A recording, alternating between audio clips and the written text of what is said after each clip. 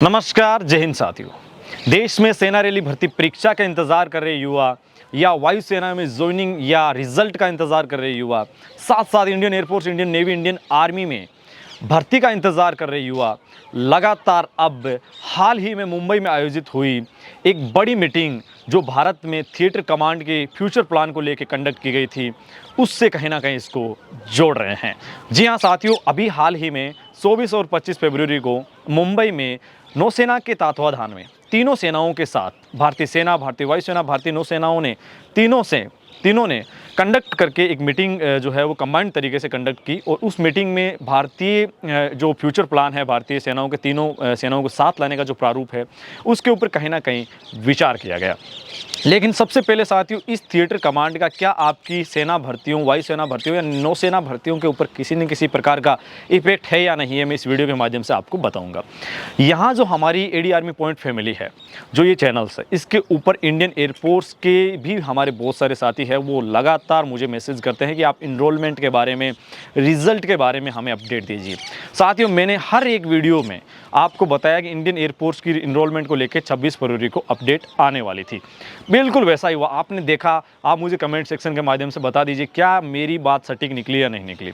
अब अपडेट में उन्होंने कॉपी करके आपको पेस्ट किया है या जो पहले बातें होती थी वही की वही की है, वो बात अलग है। क्योंकि मैंने यहाँ जिस जगह से मैं बिलोंग करता हूँ, वहाँ के डिफेंस एक्सपर्ट, सैन्य मामलों के जानकारों से मैंने चर्चा की थी कि आखिरकार कब तक ये प्लानिंग है वो शुरू होने की संभावना है। तो उन्होंने मुझे ये बताया कि आने वाले जो 26 फरवरी इसको अपडेट आएगी। 26 फरवरी से पहले 25 फरवरी को देर रात ये अपडेट आती है इंडियन एयरफोर्स को लेके।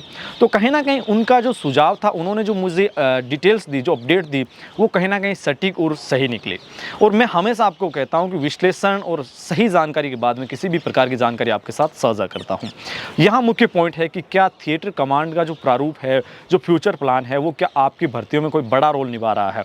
जब मैंने इस मुद्दे के ऊपर कई आला अधिकारियों से जो इन मामलों के जानकार है, जब उनसे कंसर्न किया, तो उन्होंने मुझे बताया कि ज़रूर भारतीय सेनाओं को मॉडिफाई करने के लिए ये जो थिएटर कमांड का प्रारूप भारत में लाया जा रहा है, जो बाकी के देशों में लागू हो चुका है। और थिएटर कमांड के बारे में संपूर्ण विश्लेषण जानकारी जो मैंने उन लोगों से निष्कर्ष के बाद प्राप्त की है, वो मैंने आपको कई पीछे वीडियोज़ में साझा की है।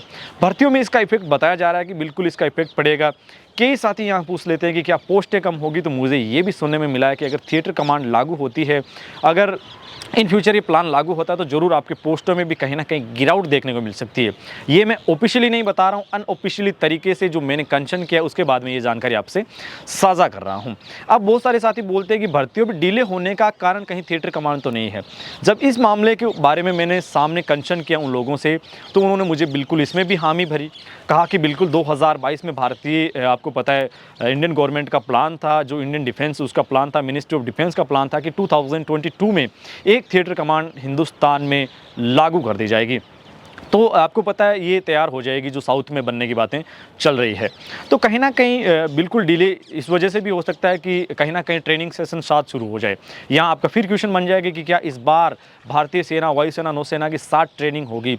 या कई साथी बोलते हैं कि क्या अभी तक ऐसी साथ ट्रेनिंग नहीं होती। बिल्कुल होती है। जॉइंट, आपको पता है कमांड है हिंदुस्तान में ऑलरेडी है, उनके माध्यम से होती है। लेकिन अभी तक एक कमांड के नीचे तीनों कमांड्स कभी भी किसी भी प्रकार की क्रिटिकल कंडीशंस में हिंदुस्तान में उन कमांड ने, तीनों सेनाओं ने साथ काम नहीं किया है।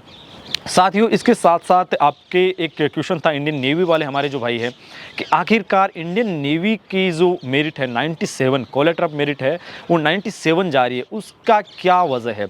गाइज मैं आपको बता देता हूँ, 97 आपकी जो मेरिट जा रही है उसकी एक प्रमुख वजह पिछले 2 साल में कोविड काल के दौरान प्रमोशन हुए जिन बच्चों के, इंडिया के तमाम जो स्टेट्स है उसमें से 20 से ज़्यादा ऐसे स्टेट्स है जहाँ पिछले 2 साल में या 1 साल में किसी भी प्रकार का एग्ज़ाम कंडक्ट नहीं हुआ, और उसके चलते उन बच्चों को प्रमोशन दिया गया। प्रमोशन का आधारशिला आप अच्छे से जानते हैं, मुझे बताने की नौबत नहीं है कि किस प्रकार से मार्क्स दिए गए हैं।